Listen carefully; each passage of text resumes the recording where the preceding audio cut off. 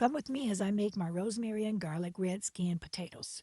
And this dish is great for the holidays and especially great as a side dish and with meatballs. So I'm going to start off with heavy cream, butter, and garlic. Pretty simple.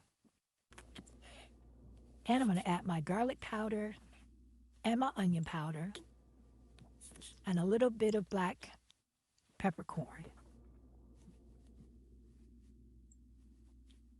All right, and my potatoes have already been cooled down, and then I've cut them in probably, I think I cut them in half or in quarters. And so now after I've done that, I'm going to give them a nice little rough chop. And this dish won't completely be mashed because I wanted them to have a little bit of texture.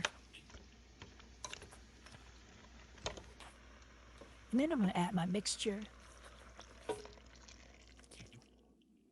You see all of that yumminess at the bottom? Be sure to get all of that in the pot as well. And my dried rosemary. And this is probably about a quarter of a teaspoon of dried rosemary.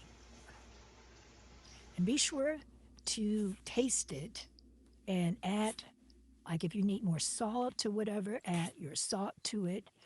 And remember, with potatoes, salt goes a long way, so don't add too much. All right, and then there you have it. And I'll see you guys in the next video.